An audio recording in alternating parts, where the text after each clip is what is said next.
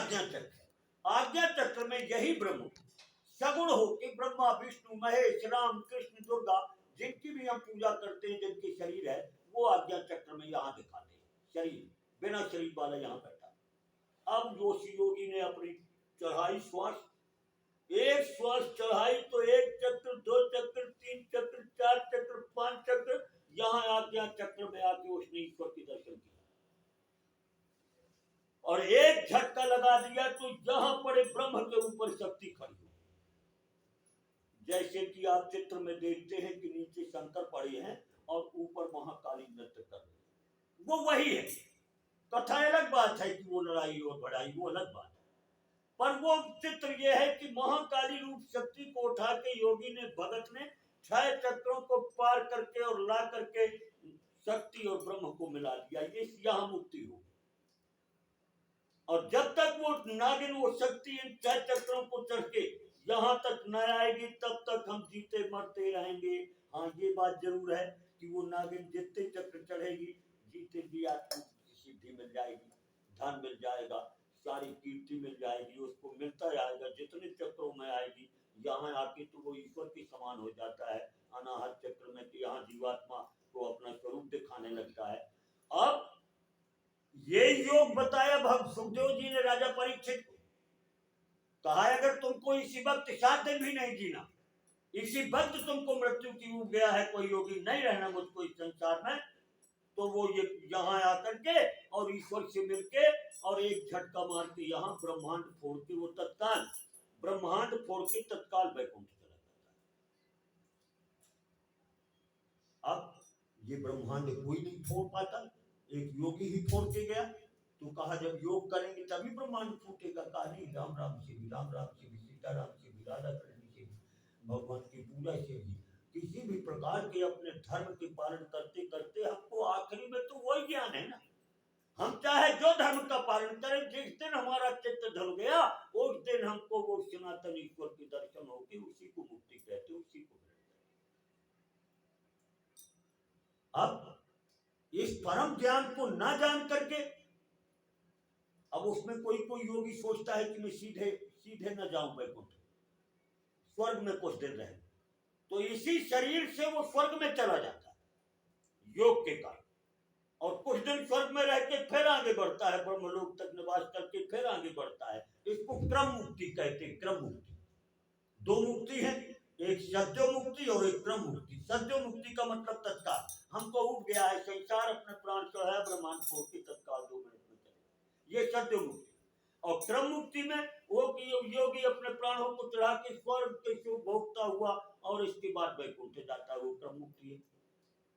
राजा परीक्षित, आपको तो 7 दिन मिलते हैं, आपको न क्रम मुक्ति की जरूरत है ना तत्काल सत्य मुक्ति की जरूरत है। आप तो 7 दिन भगवान का परम ज्ञान प्राप्त करो जैसा मनुष्य को लिखा है, और अपनी मन की वासनाओं को दूर करो। आप तरीका से मरो, मनुष्य को जैसे मरना चाहिए, आप एक लीक बना के जाइए मनुष्यों के लिए कि जीवित रह के ही मरने के पहले अपने सारे संसार को यही त्याग करके और बिल्कुल मुक्त होके हम यही मुक्त हो जाए।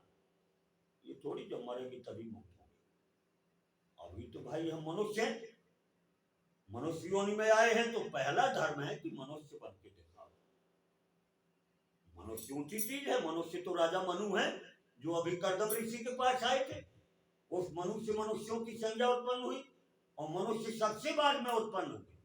ब्रह्मा ने 84 लाख देव योनि गंधर्व योनि सारे सब बना लिए, उनको संतोष नहीं हुआ। आखिरी में जब कुछ नहीं हुआ तब 2 भाग हुए, मनुओं की रचना किया, मनुष्यों की रचना किया, और मनुष्यों में अलग से ज्ञान विवेक रखा। कोई मनुष्य नहीं कह सकता कि मेरे पास ज्ञान नहीं है। खाने पीने सोने जागने का सारा ज्ञान है, उस आत्मा का ज्ञान नहीं है। बस यही पर चूक जाता है प्राणी, और प्राणी को चूकना पड़ता है। भगवान की कठोर माया वो भी ब्रह्म रूपणी है, वो अलग से कहाँ आ गई, वो भी सच्चिदानंद रूपणी है, वो भी ब्रह्म है। दुर्गा भी कहती है सच्चिदानंद रूपणी है, तो माया भी ब्रह्म है और भगवान तो ब्रह्म ही है। और फिर आखिरी ज्ञान में ये सारा ब्रह्म जगत। तो हमको इतने ऊंचे ज्ञान तक जाना है। अभी हम जब शाम के अपने ध्यान में बैठे तो ध्यान में बैठ के चाहे जितना काम हो चाहे जैसा हो, 2 मिनट तो ध्यान में बैठे भाई, 1 मिनट तो बैठे भाई, कि पूरी जिंदगी चली गई, हम इस मन को 1 सेकंड भी नहीं रोक पाए। ये चलता फिरता रहा, आके सो गया, चलता फिरता रहा, आके सो गया। इसको चलता फिरता रहे, चाहे जितना थका हो, इसको 1 मिनट तो रोक के बताओ। वो बीज तो डाल दो, जब एक 1 मिनट इस जन्म में रोकेंगे तो अगले महीने 2 मिनट रोकेगा। भगवती महाशक्ति नमः। और अपन प्रकृति और पुरुष में उलझे थे, और इनके दोनों अलग हुए बिना काम बनेगा जब तक प्रकृति नष्ट ना होगी मन से। अरे तो देवहूति ने कहा कैसे नष्ट होगी? जैसे जल में रस, जैसे अग्नि में दाहिका शक्ति, वैसे पुरुष के बिना प्रकृति और प्रकृति के बिना पुरुष नहीं रह सकता। ये पूरा संसार प्रकृति है, माया है। प्रकृति, प्रकृति का मतलब प्राकृष्ट, बड़ी प्रकृष्ट रचना रचने वाली। तो जब पूरी पृथ्वी है और जब तक प्रकृति नहीं रचती, अभी मनु ने कहा था कि पृथ्वी नहीं है, कहां रचना रचे? जब पृथ्वी पर आज भगवान ने निकाली आगे प्रकृति है, तब फिर बाद में उसको निर्गुण को सगुण होने को मिलता है। कैसे अलग करें? रहते तो उसी में है, खाते तो उसी में है, सोते तो उसी में है, उसके बिना तो कुछ है ही नहीं। कहा माता, योग से, ध्यान से, धारणा से, यम से, नियम से, ये सब काम के। कोई कहता है क्या नियम से? नहीं, नियम है। जब 4 से 6 तक ब्रह्म मुहूर्त है, उठने का नियम है, तो शौच का भी नियम बताया गया। नियम का मतलब शौच, नियम का मतलब स्नान, ध्यान, ईश्वर पूजन, शास्त्र ज्ञान, ये नियम है रोज के। और यम है अहिंसा, सत्य, आस्ते, ब्रह्मचर्य और अपरिग्रह। ये 5 यम है और 5 नियम। तो योग, ध्यान, धारणा, समाधि ना करके यम नियम का भी पालन करते करते करते करते, अभ्यास के द्वारा सत्संग करते करते, चित्त धुलता धुलता धुलता, माता एक दिन क्या होता है, ये दिया जल रहा है, जब तक अपन तेल डालेंगे जलेगा और फिर बुझ जाएगा। तो ये प्रकृति है।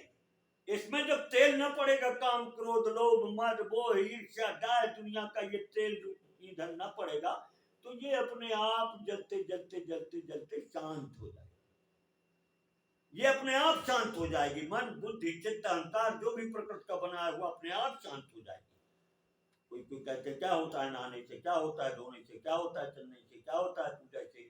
अरे कहा वो जानने वाला जाता है, वो रोज बदलता है, उसका चित्त धुल रहा है, और इनसे धीरे धीरे धीरे प्रकृति शांत हो रही है, स्वभाव बदल रहा है। प्रकृति ही तो स्वभाव है। वो माया को प्रकृति कहते हैं, प्रकृति माया है, वही प्रकृति को स्वभाव कहते हैं। माया ही स्वभाव बन के इस प्रकृति में साक्षात स्वभाव बनी बैठी है। भगवान कृष्ण कहते हैं अर्जुन, जिसका जैसा स्वभाव है वैसे में सतोगुणी सतोगुणी करेगा, रजोगुणी रजोगुणी तमोगुणी तमोगुणी करेगा। इसमें किसी कम नहीं दो, जिसकी जैसी प्रकृति है वैसे ही करेगा।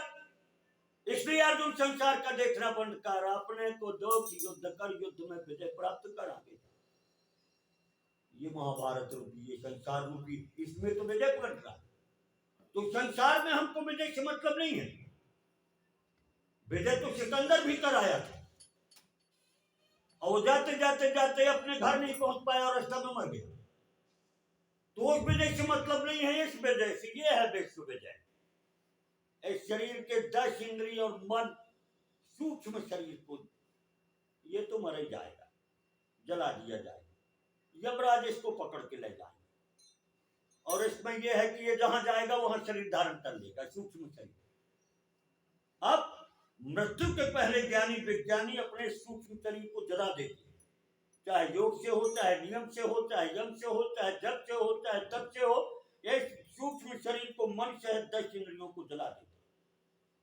अब ये जल गया, यमराज आएगा तो क्या मिलेगा? स्थूल जल गया, सूक्ष्म भी जल गया मरने के पहले, बचा कारण आत्मा। तो आत्मा मैं अदेव अमर हूं, मैं ईश्वर का अंश हूं, मैं सो हूं। हनुमान जी से पूछा भरी सभा में राम जी ने, हनुमान कौन हो आप? हनुमान जी को लगा प्रभु कैसा पूछे, आज तक नहीं पूछे, कौन हो आप? अरे महाराज हम तो सुग्रीव के सेवक थे, आप मिल गए तो प्रभु आपकी सेवा में आ गए। प्रभु ने कहा ये प्रपंच छोड़ो, आप हो कौन? हनुमान जी परम ज्ञानी है, सो ही है।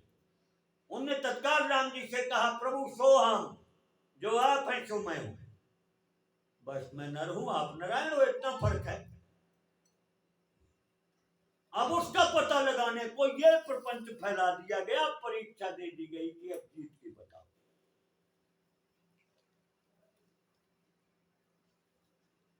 भगवान ने देवहूत को सांख्य योग भी बताया, जो सांख्य योग की कथा पर ने कल कही थी, जिसमें 24 तत्व उत्पन्न हुए। सांख्य योग को न भूलें। सांख्य योग में क्या रहता है कि चलते चलते अगर मन ज्यादा उपद्रव कर रहा है तो तत्काल हो जाता है कि ये मूर्ख है, ये शरीर नहीं है, मैं तो आत्मा हूं। भगवान ने उसी बात को माता से दोहराया कि माता पुरुष से प्रकृति अलग हुई, प्रकृति से महत्तत्व हुआ, महत्तत्व से अहंकार हुआ, 3 प्रकार का। 3 प्रकार के सात्विक राजस और तामस अहंकार से 24 तत्व उत्पन्न हुए।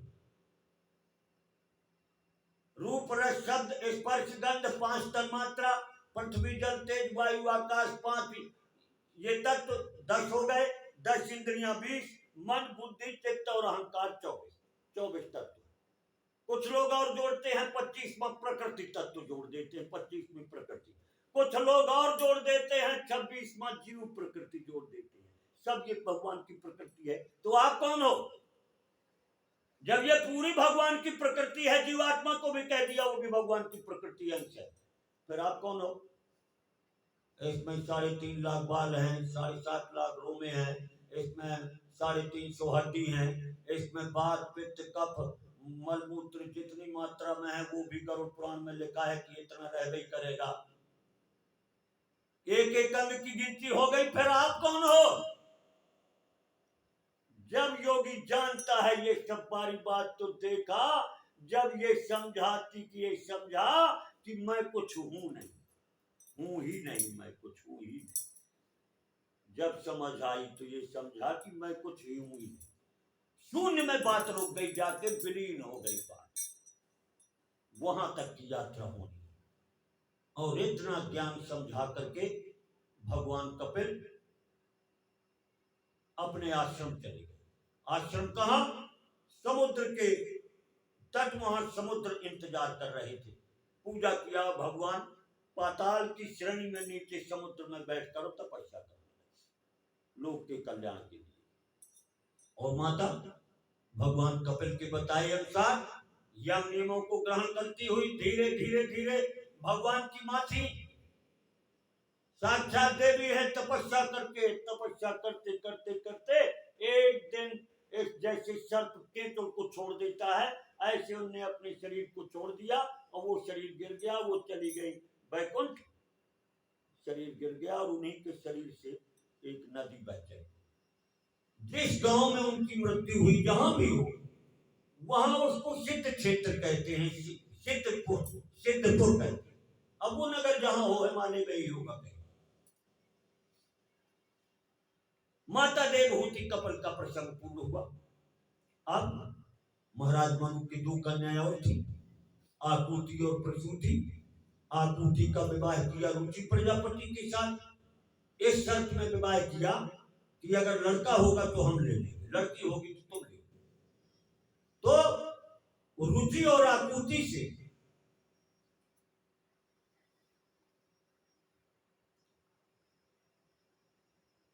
साक्षात धर्म पैदा, वो भी भगवान के अवतार ही, यज्ञ भगवान उत्पन्न। अब यज्ञ भगवान भर नहीं हुए, यज्ञ और दक्षिणा दोनों उत्पन्न। यज्ञ भगवान विष्णु है और वो जो दक्षिणा जिसका नाम रखा गया दक्षिण अंग से उत्पन्न हुई, वो उनकी शक्ति है, लक्ष्मी।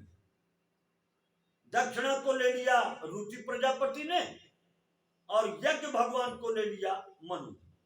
फिर दोनों का विवाह कर दिया, क्योंकि वो लक्ष्मी नारायण है, दोनों का विवाह कर दिया। उनके 12 लड़के।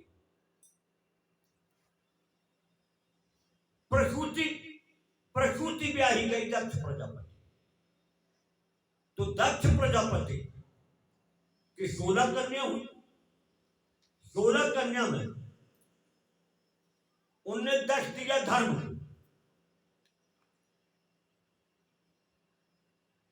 13 दिया धर्म, 1 दिया अग्नि को, 1 दिया पितरों को स्वाहा और स्वधा, और 1 सती नाम की कन्या भगवान शिव को।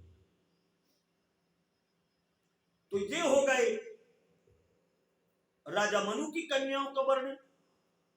अब कपिल की 9 कन्याओं में अभी अवतार बाकी, क्योंकि अनसुईया अरुंधति भी उन्हीं की कन्या थी, ब्याही गई थी अत्रि ऋषि को।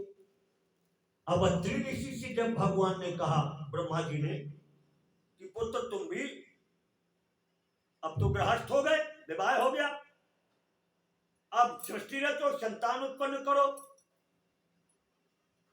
वो ऋक्ष पर्वत में बैठ गए, 100 वर्ष तक कठिन तपस्या की, ध्यान ये करके कि जो संपूर्ण भुवनों का पालक हो, ईश्वर हो, वो एक परमात्मा हमारे पुत्र रूप में आवे।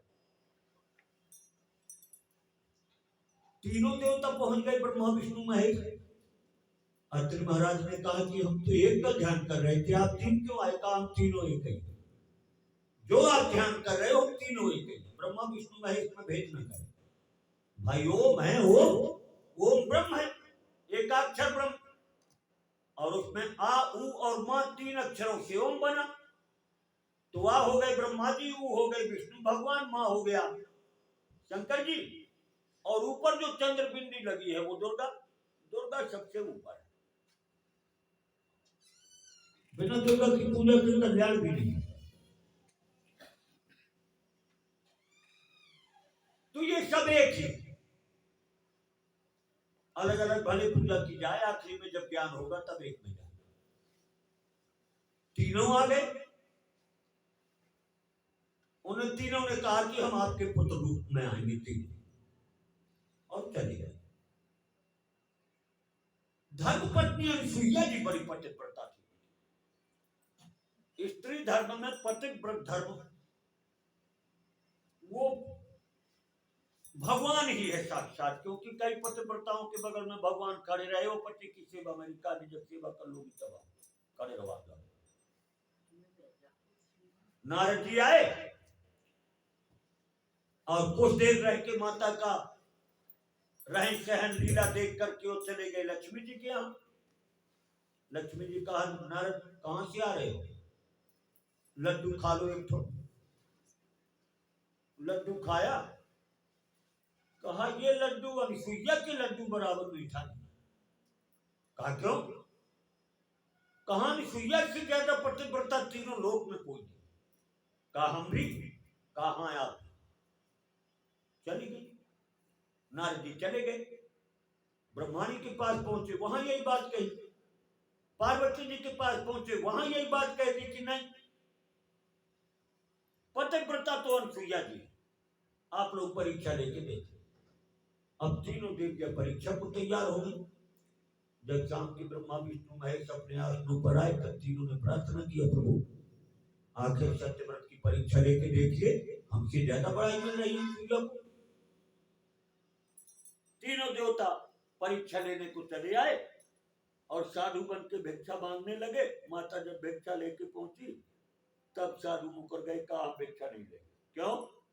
कहा वस्त्र उतार के नग्न होके हमारे सामने भिक्षा दे। अच्छा, माता ने नेत्र मूंद के देखे कि ब्रह्मा विष्णु महेश तीनों द्वारे में खड़े परीक्षा ले रहे हो मेरी, ठीक, और हाथ में जल लेकर के अपने पतिव्रत धर्म की शक्ति से तीनों महान देवताओं को बालक बना दिया, 6 महीने के, और पड़ा दिया झूले। न जाने कितने वर्ष चले गए। नारद जी पहुंचे, कहा देखाई, पर हमारे स्वामियों को ले आओ। कहा अब कल आओ, ताकत हो तो जाकर ले आओ। बहुत दिन चले गए। अब तीनों माताएं आई, अंदर झूला में झूल रहे हैं परमात्मा। अत्रि जी भी भगवान सती की लीला को देख के कहे, धन्य है आपकी लीला को। बीच बीच में कई बार वो कहा करते थे कि आपकी लीला को जाने। अब तीनों खड़ी हैं दरवाजे में, झांक झांक के देख रही हैं। और माता बैठी, कहती कौन हो, क्यों झांकती हो? कहा आपकी बहू है। बहू है तो आ जाओ अंदर, क्यों बात करी हो? तीनों अंदर आ गए। अब तीनों रहने लगे और परमात्मा बालक बने। अब शाम के रोज माता को मीनती थी अनसुईया जी को, तीनों बहुएं मीन रही, बहू बनी। एक दिन मीनते मीनते किसी के आंसू गिर गए होंगे माता के चरणों। अरे कहा क्यों रोती हो? कौन रोया है? तीनों रोने लगी। क्यों रो रही? कहा हमारे स्वामियों के अपराध क्षमा कर दो और उनको मुक्त कर दो। तब माता ने उनको मुक्त किया। मतलब इतनी शक्ति है कि नहीं, भगवान को भी वैसा होना पड़ा। और ब्रह्माणी लक्ष्मी और गौरी पार्वती से बड़ी शक्ति कौन है संसार में? पर उनने भी पतिव्रता को ज्यादा महत्व दिया, उनको हाथ जोड़ के गए। एक पतिव्रता अपने कोई पति की सेवा में लगी थी, रात की सेवा में लगी थी। और वो इतना मूर्ख दुष्ट पति था तामसी कि उसने एक वेश्या को देखा तो पुराने स्वभाव से अपनी पतिव्रता से कहता है मुझको कंधे में बैठाकर उस शोभा नाम की वेश्या के ले जाए। वो तो पतिव्रता है, उसको तो अपना परलोक देखना है। तुम होरी में जाओ, आपको मतलब क्या? कांधे में बैठा के और चली वो पति आज्ञा दे रहा, चल जो तुझको करना हो चल, हम अपने धर्म में। कांधे में बैठाया चली, और वहीं रास्ते में मृकंड मुनि चोरों के साथ राजा के दूध पकड़ ले गए थे, तो फांसी दे दिया। मृकंड मुनि को भी दे दिया, वो लटके थे फांसी में। वो पतिव्रता वहीं से निकली और उसके कांधे में बैठा था मूर्ख पति, तो उसका सिर लग गया महाराज के पांव में। तो अब एक तो फांसी में लटके, दूसरे और धक्का लगा तो उनको तकलीफ हुई। उन्होंने कहा जिसका धक्का मुझे लगा हो वो सूर्य निकलने के पहले और उसकी मृत्यु हो जाए। अब पतिव्रता ने सुन लिया, मुड़ी नहीं, वो रुकी भी नहीं, पर चलते चलते कहती है कि सूर्योदय ना हुआ तो? उन्होंने कह दिया कि सूर्योदय होते ही पति में आदमी मर जाएगा। और पतिव्रता ने कह दिया सूर्योदय ना हुआ तो, और चली गई। अब महीनों बीत गए, सूर्योदय नहीं हो रहा, तीनों लोग में हाहाकार बचा। तब ब्रह्मा जी ने देवताओं से कहा जाओ अनसुईया जी से प्रार्थना करो, वो मनाएंगे उस पतिव्रता को। तब देवताओं ने अनसुईया जी से कहा कि मनाओ उस पतिव्रता को। अब जब अनसुईया जी आई, कहा कह दे पुत्री कि सूर्योदय हो जाए। अरे कहा कह दूं तो मेरा पति मर जाएगा तब? कहा तेरा पति मर जाएगा तो मैं जला दूंगा। उसने कह दिया सूर्योदय हो जाए, उसके पति की मृत्यु हो गई। तत्काल अनसुईया जी ने अपने पतिव्रत धर्म से उसके मृतक पति को जला दिया और कोढ़ भी ठीक कर। तो ऐसे अनसुईया और अत्रि के यहां भगवान परमात्मा प्रसन्न होकर के ब्रह्मा जी चंद्रमा बने, विष्णु भगवान दत्तात्रेय बने और भगवान शंकर दुर्वासा। ये तीन रूपों में तीनों देवता पुत्र रूप में पधारे अत्रि के। अब अपन आगे चलते हैं कि जब दक्ष की 15 पुत्रियों की संतान हुई और कुल बढ़ा, तो उनकी पुत्री सती जी थी, उनके संतान को। वो सती जी का विवाह शंकर जी से हुआ। सुखदेव जी कह रहे राजा परीक्षित, जो साक्षात परमात्मा वो ब्रह्म ही है, और उनका विवाह सती से, तो कैसे हो गया? उनको तो विवाह की जरूरत ही नहीं, तपस्या एक काम ही है उनका। कहा पुराने समय में, अभी कल की कथा में जब सृष्टि हो रही थी तो ब्रह्मा के माथे से संध्या नाम की पुत्री निकली थी, और ब्रह्मा जी संध्या पे मोहित हो गए थे। और फिर शंकर जी ने उनको बहुत डांटा, तो उनको अपना शरीर छोड़ना पड़ा।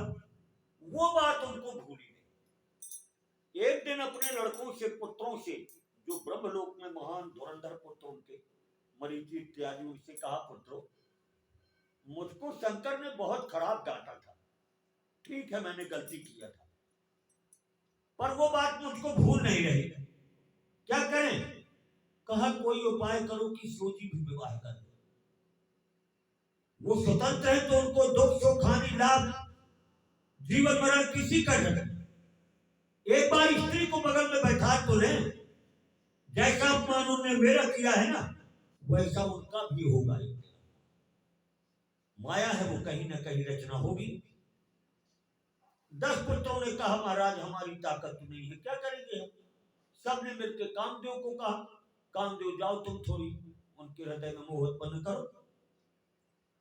कामदेव जाके हार गया, थक गया। अब वो तो महान योगी है, उनके दरवाजे बंद हैं पूरे। अपने तो चाहे जहां से घुस जाता है कामदेव, उनके तो दरवाजे बंद हैं। ढूंढ ढूंढ हार गया, पूरे शरीर में अंदर घुसने को जगह नहीं मिली। जितने बार गया लौट आया। कहा कोई दूसरा विधान करो आप। जब कामदेव हार गया, अब ब्रह्मा जी चले भगवान विष्णु के पास। भगवान विष्णु ने बैठाया। कैसे आए? कहा महाराज संध्या पुत्री का जब जन्म हुआ था मुझसे गलती तो हुई थी, पर शिव ने मुझे बहुत डांट फटकार लगाई थी मेरे पुत्रों के सामने, और लज्जा के कारण मुझे अपना शरीर छोड़ना पड़ा था। तो क्या चाहते हो? कहा मैं चाहता हूं कि शिव जी भी विवाह करें। भगवान विष्णु ने कहा शिव को विवाह की क्या जरूरत है, वो परमात्मा ईश्वर, वो तपस्या ही उनका धर्म है। उनको माया के प्रपंच से मतलब क्या? कहा नहीं प्रभु विवाह होना चाहिए उनका, चाहे जैसे हो। तो भगवान विष्णु ने कहा चाहे जैसे हो, तो अगर दुर्गा प्रसन्न होगी तो वो ही अपना पति शिव को बना सकती, किसी दूसरी स्त्री की ताकत नहीं। जाओ तुम भी दुर्गा का अनुष्ठान करो और अपने पुत्र दक्ष प्रजापति को कहो कि क्षेत्र से करके समुद्र के किनारे जाकर कठोर तपस्या करें। दुर्गा प्रसन्न हुई तो सब काम बन जाए। ब्रह्मा जी भी अपने ब्रह्मलोक में दुर्गा की पूजा शुरू की, और दक्ष प्रजापति ने क्षीर समुद्र के किनारे 30,000 वर्ष तक तपस्या की। दुर्गा जो अवतार है। संसारी मनुष्य की मांगने की आदत है, इनसे मांगने लगता है। इनसे कुछ नहीं मांगना चाहिए, कुछ न देंगे। ये वैकुंठ देंगे, गौलोक देंगे, इस जन्म मरण से छुटाएं। अब तुम यहाँ की रोज बात कहो कि ये जो कहा ये बिल्कुल आप ढूंढ लेंगे। अरे भाई मांगना है तो दुर्गा के सामने जाओ ना। सवेरे उठ के एक लोटा शंकर को जल चढ़ाओ, वो पिता है वो माता है, वो देने को बैठे। चाहे तुम अच्छा करो चाहे खराब करो, चाहे तुम रावण बनो चाहे तुम हिरण्यकश्यप बन जाओ, वो शिव को प्रसन्न होना है। और जो चाहिए उनसे ले लो। अभी नवरात आ रही है, 9 दिन व्रत रहो, जो चाहिए इसको ले लो। यहां आके निष्काम पूजा करें, यहां मांगने की जरूरत है। तो चले गए दुर्गा के पास और तपस्या से प्रसन्न हुई माता दक्ष प्रजापति के सामने प्रकट हुई। क्या चाहते हो? कहा माता आप मेरी पुत्री बन जाए और इसके बाद तपस्या करने के भगवान शिव की धर्म पत्नी बन जाए, उनके आधे आसन को ग्रहण कर। माता हंसने लगी। कहा शिव को क्या जरूरत है स्त्री की? पागल कहीं के, शिव तो ईश्वर है, परमात्मा है, और शिव कोई दूसरा है क्या? शिव तो मेरा सनातन पति है, उनको कोई जरूरत नहीं है विवाह की। तुम अपने मन को सुधारो। कहा नहीं माता, कृपा कर दो, वरदान दे दो माता। तो माता ने कहा सुन, हम तेरी कन्या बने और तपस्या के द्वारा शिव को पति रूप में प्राप्त करें, पर याद रखना जिस दिन हमारा और हमारे पति का अपमान कर दोगे तो उस दिन हम तुमको तुरंत त्याग देंगे। माता ने ये कही। दक्ष प्रजापति आ गए, आनंद मनाया, 15 कन्या पहले हो गई। और एक दिन माता शैया में पड़ी है, प्रसूति, बगल में 6 माह की कन्या बैठ के दुर्गा रोने लगी। तत्काल माता जगी, कन्या दुर्गा आ गई, दुर्गा आ गई, दुर्गा आ गई, महल में आनंद हो गया, दुर्गा आ गई। सती नाम रखा गया। कठोर तपस्या करके भगवान शिव से विवाह किया। हजारों वर्ष चले गए। आज एक प्रजापतियों का बड़ा सम्मेलन हो रहा है, जिसमें ब्रह्मा और शिव भी पधारे हैं। ब्रह्मा के पुत्र और त्रैलोक के माननीय पुरुष पधारे हैं, ऋषि मुनि। इतनी बड़ी सभा लगी है। दक्ष प्रजापति सबके बाद में पहुंचे। जब सबके बाद में पहुंचे तो दक्ष बहुत चतुर भी थे और ज्ञानी भी थे, और सब छोटे भाई थे उनके। पूरी सभा उठ बैठी, ब्रह्मा जी और शिव जी को छोड़। ब्रह्मा जी तो पिताजी हैं और शिव ईश्वर है, संसारी को देख के क्या ईश्वर उठे। दक्ष को तर्क लग गया कि ठीक है, ब्रह्मा जी तो मेरे पिता हैं, पर शिव तो मेरा दामाद है। दामाद तो पुत्र की भांत होता है जमाता, तो ये क्यों नहीं उठा। एक बात लग गई उनको, और पूरी सभा बैठी है, पर उनका क्रोध बढ़ते बढ़ते बढ़ते फूट ही गया उस बड़ी सभा में। कहा, सुनो सज्जनों, ये जो बानर के मुख की भांति बैठा है सोना, ये मेरा दामाद है, और मैं ब्रह्मा के कहने से अपनी हिरण के समान नेत्र वाली कन्या को इस बंदर के मुख जैसे शो को कन्या दे दी। कहने पर अब मैं समझ गया कि ये योग्य नहीं है, अयोग्य है। ना इसको बैठने का ज्ञान है, ना उठने का ज्ञान है, ना बोलने का ज्ञान है, और ना व्यवहार का ज्ञान। इस मशान में बैठने वाला कपाली, इसको मैंने बड़ी भूल से गलती से दामाद बना लिया। आप कह चले, अपन लोग भगवान शंकर की निंदा ज्यादा न करें, पर दक्ष प्रजापति कह चले, निंदा कर चले। जो शिव की निंदा करता है और जो सुनता है, वो दोनों नरक में चले जाते हैं। दक्ष प्रजापति कह चले जो जो कहना था। अब जब शिव जी नहीं बोले और उनके गण बोल चुपचाप बैठे रहे, नंदी भी बैठे हो, जब कुछ नहीं बोल रहे तो और क्रोध बढ़ रहा है दक्ष का। दक्ष ने अभी तक तो ये दो वचन कहे, अब श्राप देना शुरू कर दिया कि नहीं, ऐसा योग्य को यज्ञ में देवताओं के समाज में और उसको भाग देना बंद कर दिया जाए। देवताओं की समाज में इसकी बैठक बंद कर दी जाए, इसका तिरस्कार कर दिया जाए, वेद शास्त्र पुराण और यज्ञों से, जो श्रेणी से। अब नंदी को क्रोध आ गया। नंदी ने कहा, दक्ष प्रजापति, तुम्हारी बुद्धि नष्ट हो गई है। मूर्ख कहीं के तुम शिव तत्व नहीं जानते। शिव तत्व क्या है? शिव तत्व ब्रह्म है, वो तर्क का विषय नहीं है। जिसको दामाद कह रहा हो, किसी का दामाद नहीं, वो तो संसार का संघर्ता है। जिसको न पहचान कर मनमाना कह रहा है, मूर्ख कहीं का। तूने भगवान शिव को श्राप दिया। मैं तुम सब ब्राह्मणों को श्राप देता हूं कि तुम विद्या पढ़ने के बाद भी कर्मकांड और प्रपंच में लगे रहो, कमाने खाने में लगे रहोगे, और ब्रह्म तत्व को, शिव तत्व को न जान पाओ। ब्राह्मणों को, सब ब्राह्मणों को श्राप दे दिया नंदी। तो ब्राह्मण भी वहां बैठे थे, भृगु महाराज इत्यादि ब्राह्मण थे। कितनी बड़ी सभा लगी। हम आप कहते हैं कि आगे भर ये हो रहा है, नहीं, ये संसार ही प्रपंच से बना। जब से इसकी रचना हुई है तब से यही चल रहा है जो आज हो रहा है। अब यह है कि उस समय कमता बढ़ गया, कलयुग है। इतनी बड़ी सभा जहां ब्रह्मा शिव बैठे, वहां एक दूसरे को श्रापी हो रही है। भृगु जी ने भी श्राप दे दिया शिव भक्तों के मुंह को, तुम लोग सब पाखंडी हो जाओगे, वेश बनाओगे, लाल पीले रंग रंगोगे, जटा बढ़ाओगे, शराब पियोगे, गांजा पियोगे, भांग पियोगे। ये तमाशा जब इतनी बड़ी सभा में ये हुआ, भगवान शिव ने कहा, नंदी चलो इसी वक्त। और भगवान शिव के कहने से पूरी उनकी सेना उनके साथ चल पड़ी। रास्ते में कहते, नंदी तुम क्यों बोले, तुमने ब्राह्मणों को श्राप क्यों दिया? अरे कहा, महाराज आपको, आपकी नेता हम सुनते रहे, आपको मनमाना कह रहा है, अपने को ब्राह्मण कहने वाला। चले आए। अब फिर हजारों वर्ष बीत गए। शिव हैं, उनको संसारी प्रपंच से क्या लेना देना, वो अपने धर्म में स्थिर तपस्या में लग्न हो गए। हजारों वर्ष निकल गए। अब योग जानकर दक्ष प्रजापति को ब्रह्मा जी ने प्रजापति बना दिया, दक्ष को प्रजापति बना दिया। बड़ा अधिकार मिल गया और उसको घमंड आ गया।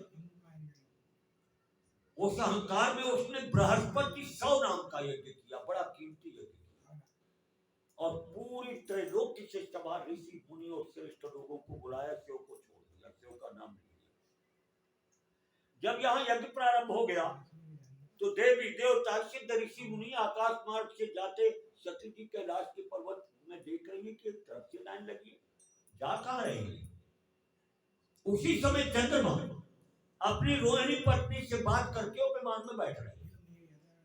सती जी ने देखा तो जया विजया नाम की सखी से कहा कि सखी तुम दोनों जाओ, रोहिणी से पूछो तुम्हारे पति कहाँ जा रहे हैं। दोनों जया विजय गई और रोहिणी से पूछा तुम्हारे पति कहाँ जा रहे हैं। रोहिणी ने कहा कि अरे माता को मालूम नहीं है कि कहाँ जा रहे हैं देवता, उनके पिता के यहाँ भारी यज्ञ हो रहा है जिसमें स्वर्ग पाताल सारे 14 भुवनों से लोग जा रहे हैं, वो प्रजापति है।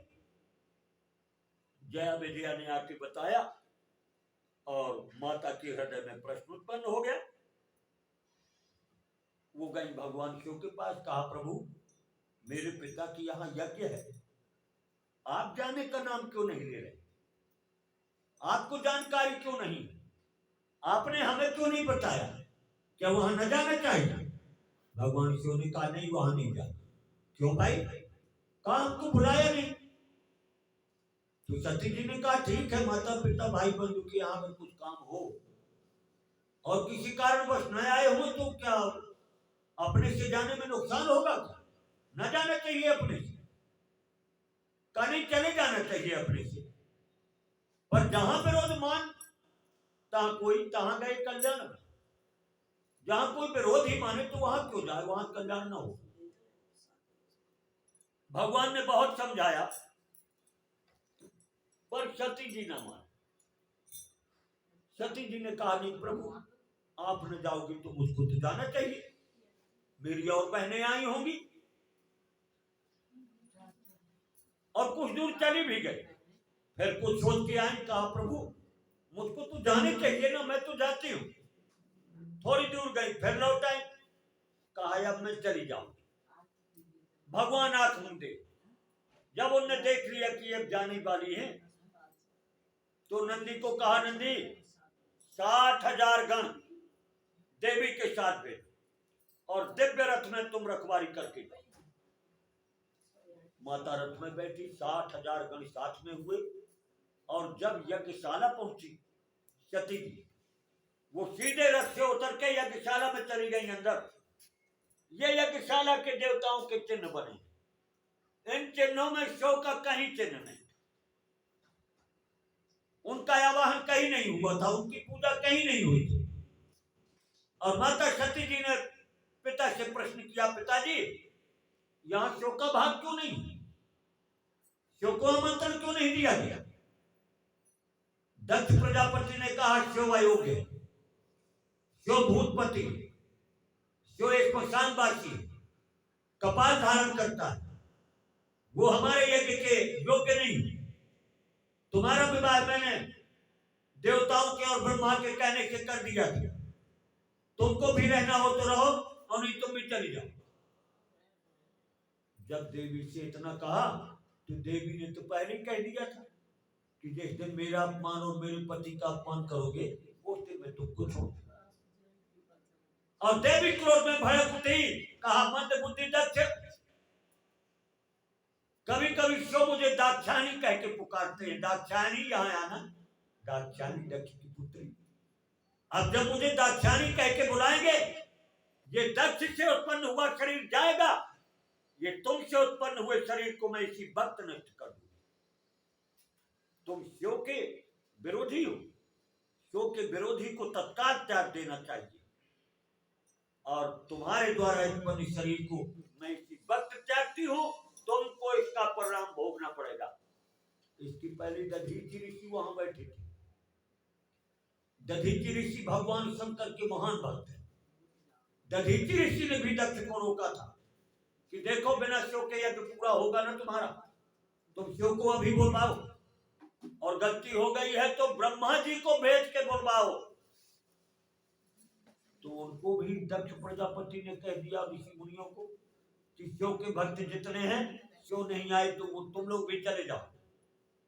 और वो भी कह के चले गए कि दक्ष तेरा यज्ञ पूरा होगा नहीं। माता ने भी कहा मैं तो अभी भटकोती हूं पर तेरा यज्ञ पूरा होगा नहीं। विष्णु नारायण खड़े थे, विष्णु नारायण से भी कुछ माता ने बात की, आप क्यों आए, बिना शिव के आपको तो नहीं आना था नारायण, आप क्यों आए? भगवान ने ज्यादा उत्तर नहीं दिया, चुप रहे।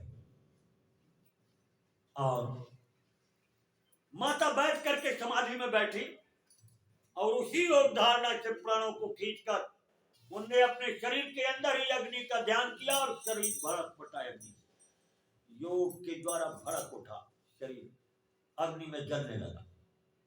कुछ लोग कहते हैं माता का शरीर भस्म हो गया। अरे वो संसारी शरीर था, भस्म होने की अग्नि की ताकत है उनके शरीर को भस्म कर दे।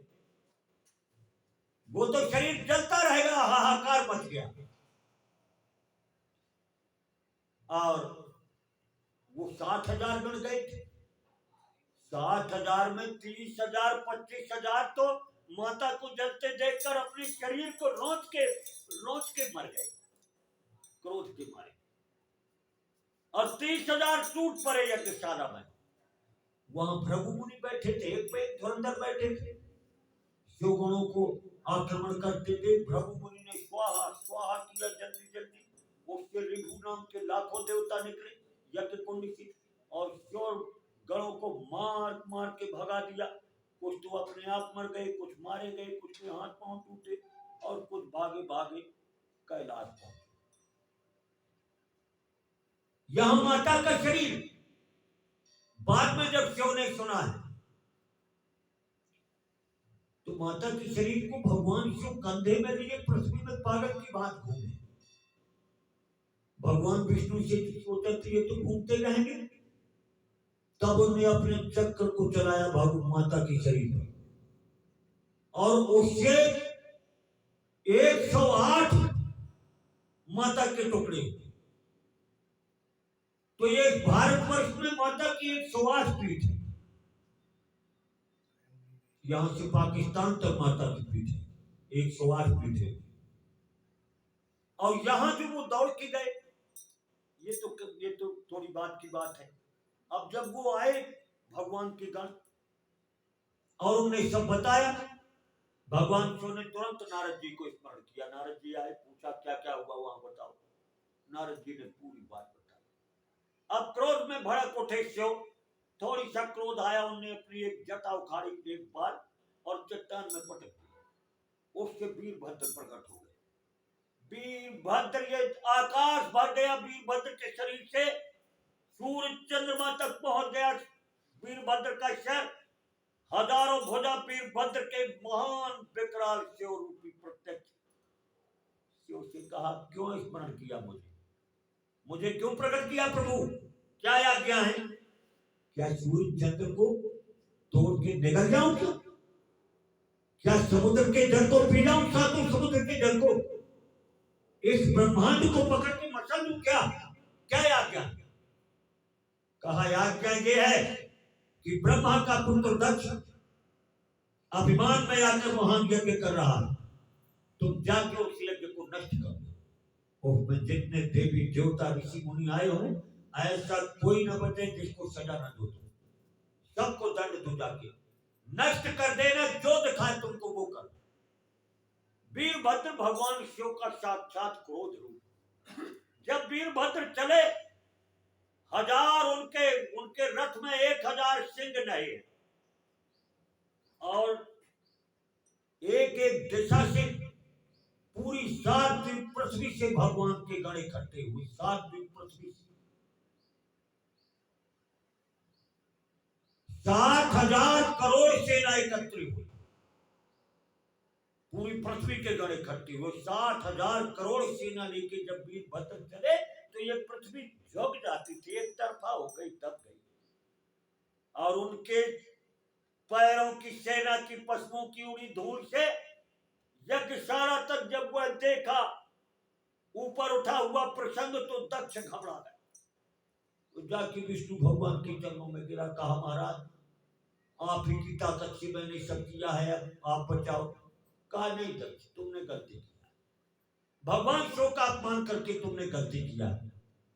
हम आए जरूर है, पर तुम्हारे कारण हमको भी हम बोल नहीं पा रहे, तुमको दंड मिलेगा, तुम्हारा बचना मुश्किल है दक्ष प्रजापति, तुम अपनी देखो। और तब तक पहुंच गए वीरभद्र का अपार समूह जैसे भारी तूफान आके यज्ञ सारा पर टूट पड़े, नष्ट भ्रष्ट कर दिया, कुछ नहीं बचा। भृगु मुनि जिनने देवों के गणों को सेना प्रकट करके भगाया, भृगु मुनि की डाढ़ पकड़ के उखाड़ लिया, पूषा के दांत तोड़ लिए, किसी की आंख तोड़ दिया, किसी के पैर तोड़ दिए।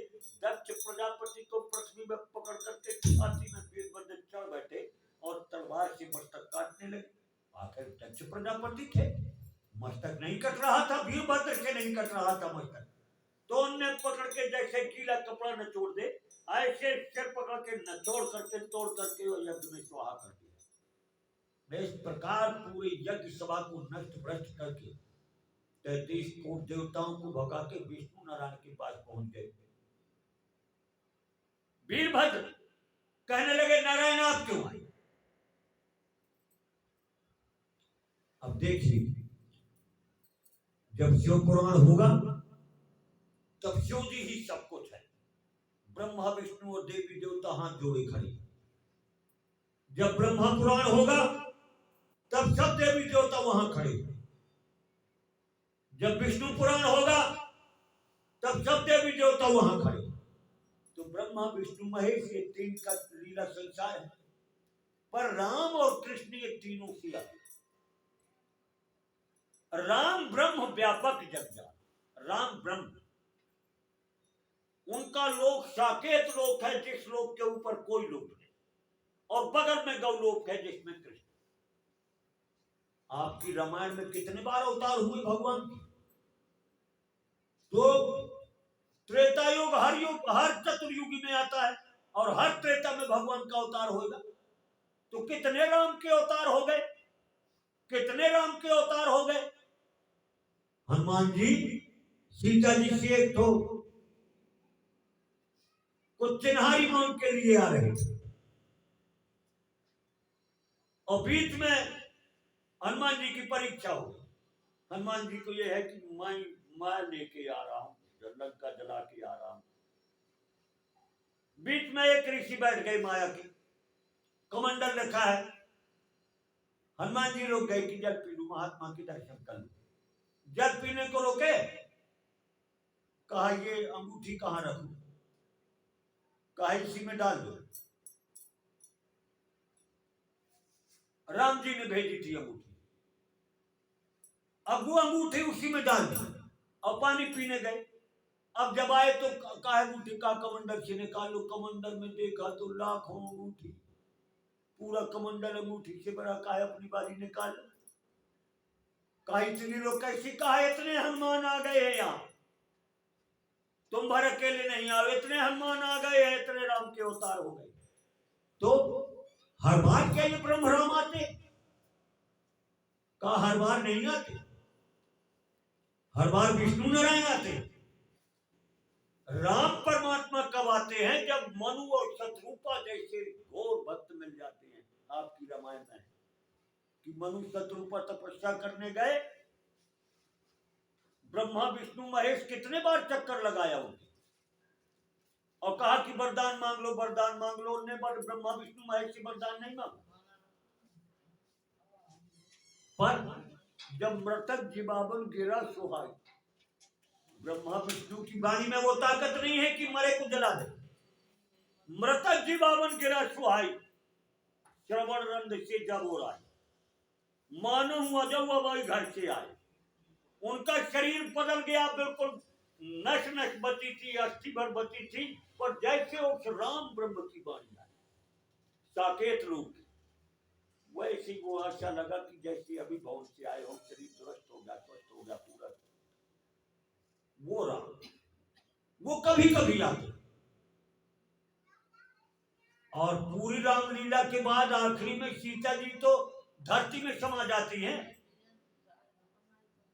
तो हर सीता जी धरती में समा गई विष्णु अवतार वाले।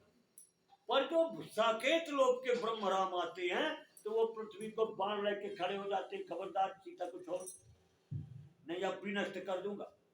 पृथ्वी कहती है कि पृथ्वी नष्ट कर दोगे तो प्रजा को कहां रखोगे? कहा अभी सौ तो पृथ्वी बना दूंगा। तो पृथ्वी से जानकी को छुड़ा लेंगे, वो ब्रह्म राम, और वो ही ब्रह्म राम कृष्ण है। तो रामकृष्ण में ये ब्रह्म रूप है। जब ब्रह्मा विष्णु महेश तीनों बनते हैं, एक होते हैं, तब रामकृष्ण बनते हैं। वीरभद्र का विष्णु नारायण का सामना हुआ। वीरभद्र ने कहा, नारायण आप क्यों आए, आपको तो नहीं आना था। कहा, देखो भाई, हम भी भक्त के बस में, यहां बहुत से मेरे भक्त थे जिनने बुलाया, मैं आ गया। अब तुम युद्ध करने आए हो वीरभद्र, तो युद्ध करो। युद्ध अब ये शिव का समय है, वीरभद्र शिव का समय है, वो शिव का समय है। उस समय शिव के सामने जो आएगा हार जाएगा, चाहे ब्रह्मा आवे चाहे विष्णु आवे। वीरभद्र ने थोड़ी सी राजधानी और ऐसे बाण चलाए, ऐसी गदा मारी गरुड़ जी के मस्तक में। नारायण को ऐसा बाण मारा कि 2 मिनट को मूर्छा आ गई। गरुड़ जी का भी मस्तक भन बना गया, तो वो नारायण को लेकर बैकुंठ चले। अब वीरभद्र ने पूरे यज्ञ को ध्वस्त करके और फिर लौट के कैलाश पर्वत आए, आके भगवान को सब बताया। फिर चले गए हजारों वर्ष।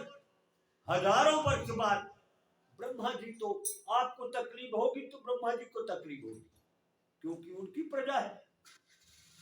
अब उनको अड़चन हो रही कि मेरा पुत्र दक्ष है और वो मारा गया, उसका यज्ञ भी नष्ट हो गया।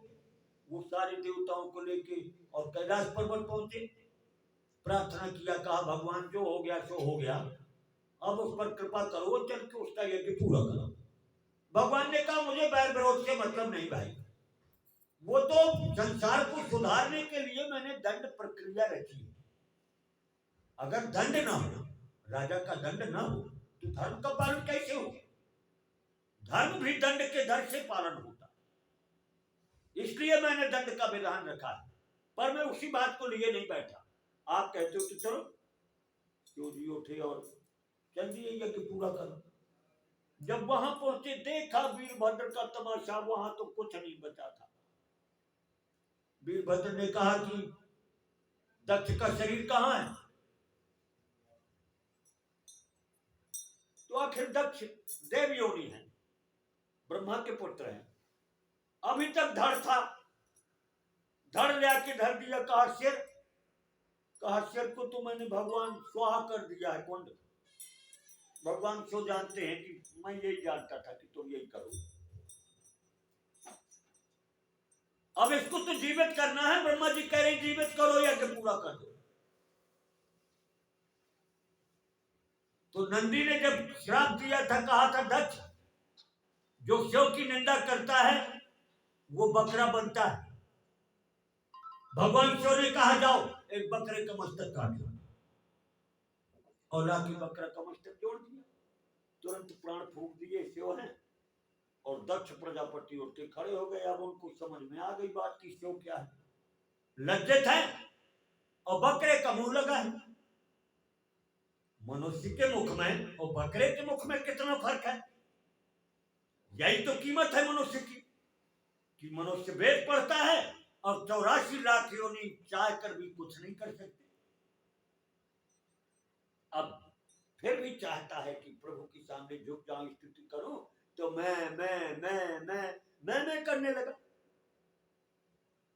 भगवान ने कहा चल तेरे मैं से मैं प्रसन्न। मैं ऐसा कहता हूं कि जो मेरी पूजा करेगा और पूजा करने के बाद जो मैं नहीं करेगा उसकी पूजा सफल नहीं। तो शिव जी की पूजा के बाद बकरे जैसी थोड़ी मैं कर देना चाहिए। लाज लगे, पहले किसाने तो अपने पहले किसाने जोर से थी यहाँ दबा के बकरी जैसी आवाज निकालते थे। भाई अपन लोगों को लाज लगे तो धीरे से मैं कर दे, किसी को तो प्रसन्न करना। ये लाज लोक लाज के कारण भी पूरा धर्म पालन नहीं हो पाता। तब मीरा ने कहा लोक लाज छोड़ दे, क्या करेगा। ये लोक लाज को भी ठोकर मारनी पड़ती, नहीं तो अपन मंदिर में जाके साष्टांग प्रणाम नहीं कर पाते, गिर नहीं पाते। लोग कहेंगे पागल है, डरा भगवान के सामने। तो कहा लोक लाज भी त्यागना पड़ता है। भगवती महाशक्ति नमः। भगवान ने कहा जा हम तेरे ऊपर प्रसन्न। और इस प्रकार कह के भगवान ने फिर उसका यज्ञ पूर्ण कराया। फिर वो दक्ष दोबारा जन्म लिया है, तब उसके 60 कन्या हुई। दक्ष की बहुत प्रजा भरी है, तीनों लोग। भगवती महाशक्ति नहीं। तो इस कारण सती के संतान नहीं हो पाए। जब ऋषियों ने पूछा कि सती के संतान क्यों नहीं, अब राजा मनु की कन्याओं के वंश का वर्णन अपन ने किया। अब उनके दो पुत्र भी थे, उत्तानपाद और प्रियव्रत। उत्तानपाद बड़े थे। राजा मनु ने उनको गद्दी में बैठाया और तपस्या करने चले गए। अब उत्तानपाद का विवाह हुआ सुरुचि नाम की धर्मपत्नी से, सुनीति से। पहला विवाह सुनीति से। अब उनकी संतान नहीं हुई। बहुत उम्र चली गई, राजा की संतान ही हो गई। महारानी सुनीति उनको कह रही है कि महाराज दूसरा विवाह करो, शायद कोई संतान हो जाए तो हमारा कुल चल जाएगा। पर राजा उत्तानपाद विवाह नहीं करते थे दूसरा। कभी आमंत्रण में वो किसी दूसरे देश स्वयंवर में गए, और जब स्वयंवर में गए तो स्वयंवर में माला इन्हीं को पहना सुरुचि। अब सुरुचि को लेके आए, आके उसी महल के सामने रुके जिसमें सुनीति माता रहती है।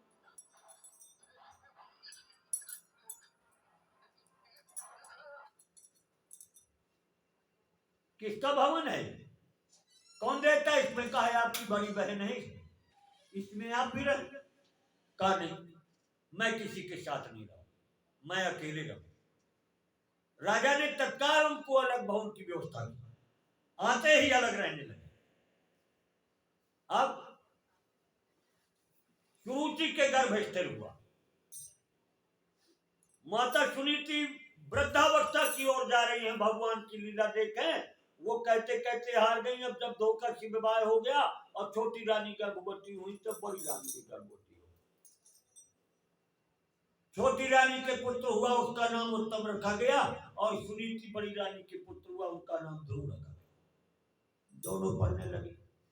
आदि राजा हैं ये लोग, पूरी पृथ्वी के स्वामी है।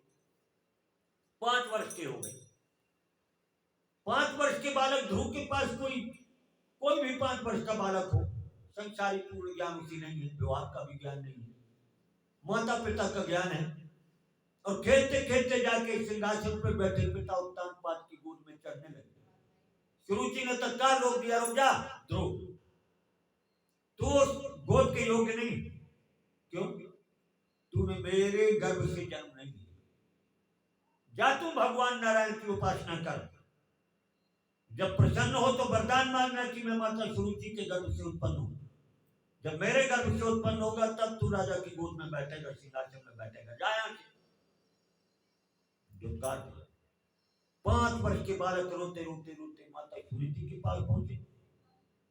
सुनीति भी अलग महल में छोटी रानी के तिरस्कार पूर्वक रह रही थी।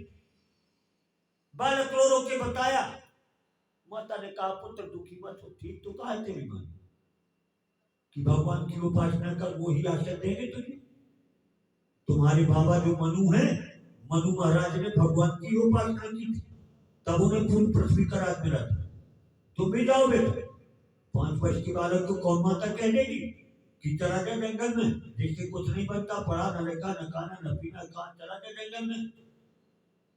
क्योंकि सुनीति है, वो सुंदर नीति की जानकार है, वो जानती है कि भगवान भगवान है।